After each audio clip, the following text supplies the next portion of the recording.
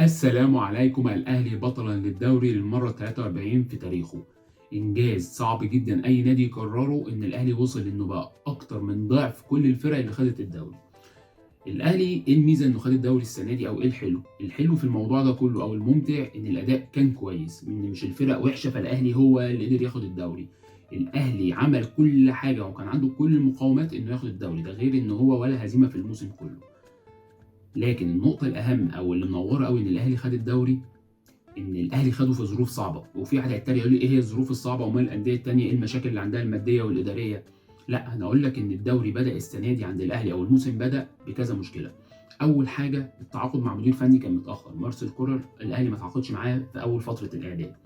تاني حاجه الصفقات اللي جت النادي الاهلي مارسيل كولر ما كانش مختارها كلها في الاول. تالت حاجه ان انت كان عندك شركه الكوره في نص الموسم استقالت، وكان في ديبيت ونقاش وخناقات كتير جدا تكمل ولا لا، واختلاف بينهم وبين مجلس الاداره على الاداره بطريقه معينه. عشان كده دي برضو كانت من المشاكل اللي كانت مشكله موجوده في النادي الاهلي. دي كده كذا مشكله قلناها. في حاجه تانية ان كان في اصابات واللعيبه جايه نفسيا متدمره ومكسوره من الموسمين اللي فاتوا، بالذات الموسم اللي فات صفر محلي وصفر افريقي، خروج من بطوله افريقيا ما خدش دوري ولا كاس. فالموضوع كان صعب جدا ان النادي الاهلي يقوم بسرعه بكم البطولات دي. الاهلي انه خد الدوري ده نتاج كذا شخص، بس انا شايف اهم اتنين في المنظومه كلهم بعد اللعيبه طبعا والجمهور. انا شايف مارسيل كولر ومجلس الاداره. مجلس الاداره زي ما انتقدناه كتير لازم نديله الكريدت او حقه، ودي هيعمل له حلقه لوحده. مش هتكلم عن مجلس الاداره الناجح جدا كموسم، لكن عايز ادي او اروح كده ونعمل سبوت شويه على مارسيل كولر. الراجل اللي مش موظف، الراجل اللي ما بيسيبش حاجه للظروف، الراجل اللي في المؤتمرات بيتكلم عن المهاجم. بالمناسبه من المشاكل برضو اللي كانت عند الاهلي ان الاهلي لحد ما الموسم خلص لحد ما بكلمكم دلوقتي ما تعاقدش مع مهاجم. الراجل قاعد بيوظف لعيبه انهم يلعبوا مهاجمين. دي كانت مشكله برضو من المشاكل اللي كانت صعبه عند الاهلي في الاول. نرجع لموضوع مارسيل كولر. الراجل قعد ولم الفرقه تاني، قدر انه يدخل البطولات بحوافز جديده، قعد يجدد الحوافز للعيبه. بدايه من كاس السوبر ضد الزمالك. بقول لكم زي ما قلنا في المؤتمرات بيتكلم عن الاجهزه اللي ما جاتش لحد دلوقتي، بيتكلم عن ما فيش مهاجم، بيتكلم على اللعيبه اللي هي ما بتلعبش متضايقه ليه. ما بيسيبش حاجه لظروف. طلب ان جمهور النادي الاهلي يروح استاد القاهره، مع ان ده الاستاد الرسمي اللي هو استاد وي او السلام، هو استاد الرسمي للاهلي والاهلي دافع فيه فلوس وقصه مش عايزين ندخل فيها. الراجل قال انا ماليش دعوه بالكلام ده كله، انا ماليش فيه، انا عايز العب في استاد القاهره. كل ده يتحسب لمارسيل كولر بجهازه. خلي بالكوا حط 100 خط تحت جهازه. كان كابتن سامي قمصان او اعتقد انا مش فاكر المدرب الاحمال اسمه اندريس اندرويا حاجه كده. المهم اندريس ده برضو الراجل ده له دور كبير جدا. لعيبه الاهلي بتلعب موسم طويل، وصلت لابعد نقطه في كل البطولات، كاس العالم للانديه والدوري والكاس وكاس السوبر ودوري ابطال افريقيا. ما بنشوفش معلول بقى بيشتكي في اوقات كتير في الموسم من الاصابه. ما بنشوفش تاو اللي لعب من يوم 24 يناير لما رجع لحد النهارده مفيش اصابه. السنه اللي فاتت الدوري المصري كان فيه 178 اصابه، الاهلي كان 62 منهم، يعني تلت الاصابات. السنه دي الاهلي عنده 7 اصابات عضليه، على 7 اصابات 2 رباط صليبي منهم 5 بس عضليه على مدار الموسم، وده طبعا يتحسب للراجل مدرب الاحمال. زي ما قلت لكم الدوري ما كانش سهل، لكن هو مارسيل كولر الراجل اللي عرف ازاي ياخد البطولات دي كلها.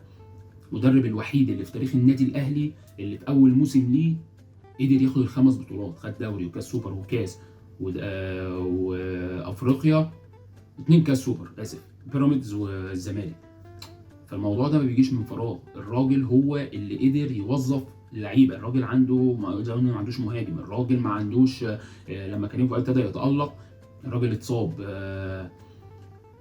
كل ما يجي يبص على حاجه تلاقيها ايه يعني باظت من ناحيه تانية. ما بيشتكيش من ضغط مباريات. الراجل بيعمل روتيشن محترم جدا. الراجل بيدي اللعيبه اللي تستاهل. من مميزات الدوري تاني او مميزات الدوري ده او الموسم ده كله، بس انا عايز اتكلم على الدوري. اللعيبه اللي جت جديد، دي عرفت يعني ايه بطولات. لما تيجي تقول لي واحد زي مروان عطيه جه في شهر 12 خد 5 بطولات 4 بطولات من ال5، ده انجاز. القندوسي نفس القصه. اللعيبه صغيره لما تحس، واحد زي مصطفى شوبير، واحد زي محمد عبد المنعم اللي كان بيلعب في فيوتشر ولما رجع لها مره واحده نفسه بياخد بطولات وبقى قائد حرفيا في الملعب، لكن مش هو طبعا بالسن. حاجات بتتحسب كل ده للمدرب. انا قلت لكم اللعيبه ليها دور، بس المدرب لعيب مين اللي يقدر يرجع كهربا بعد فتره الايقاف دي كلها بالمستوى ده؟ مين اللي يقدر يقوم تاني حسين الشحات؟ اتكلمت قبل كده في حلقه عن اللعيبه كلها اللي اتطورت، محمد هاني ومعلول ومروان عطيه وحمدي فتحي والكلام ده كله. لكن اللي انا عايز اقوله ان البطوله ما كانتش سهله، الدوري ما كانش سهل. عشان لو اي حد جه قال لك بس الدوري سهل اصل الزمالك وحش، بيراميدز بيوقع نقط منه والكلام ده كله، لا، الاهلي برضو بدا الموسم بمشاكل اللي انا قلتها لكم في الاول. لكن مين اللي يقدر يتعامل مع المشاكل؟ مين اللي يقدر يخليك ما تخسرش ولا ماتش في الدوري؟ انا اعتقد باين موسم 75 76 بس ده كان الانجاز الغريب بالنسبه لي، دخل فينا جونين. هما كان الدوري 21 ماتش كانوا مجموعتين، بس هي دخل فيه جونين بس في الموسم. كورقه وقلم بيتقال ان الموسم دخل فيه جونين. الموسم 2005 دخل فيه 6 جوان في الموسم كله. هي دي الحاجات بقى اللي ممكن تقول لي اشمعنى ما حصلتش الموسم ده، لكن الاوفرول او في العام لا، موسم ناجح جدا للنادي الاهلي.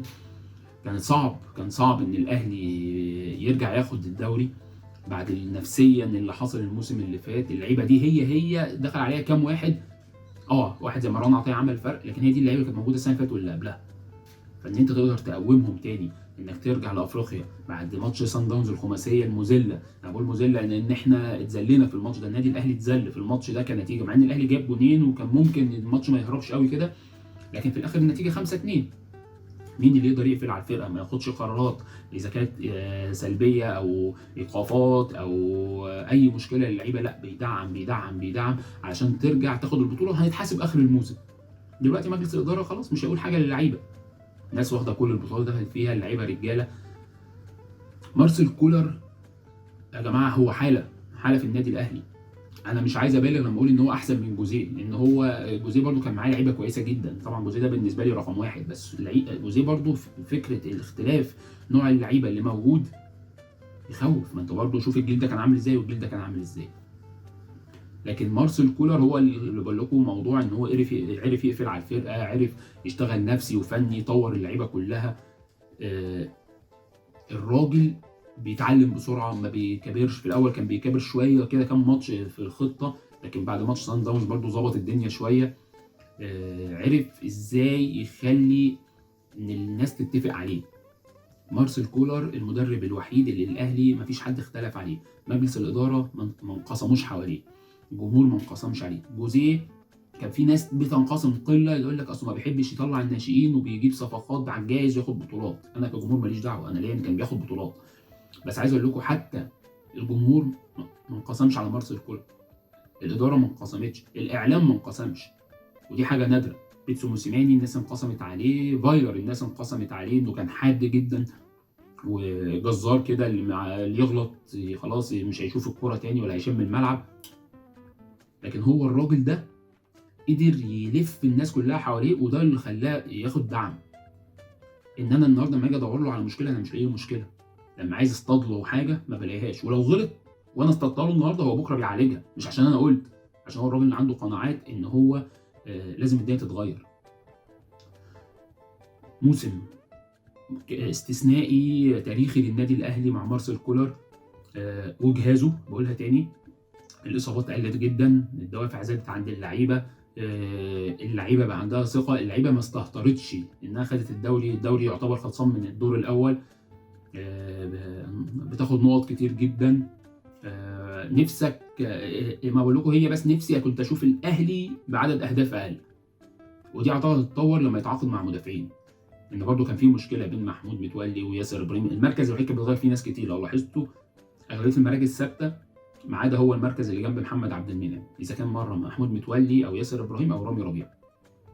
اصابات قليله، السوليه بس هو اللي علشان العضله اللي بتجيله على طول، لكن اغلبيه اللعيبه كانت في التوب فورم طول الموسم، وقدر يخليهم التوب فورم طول الموسم.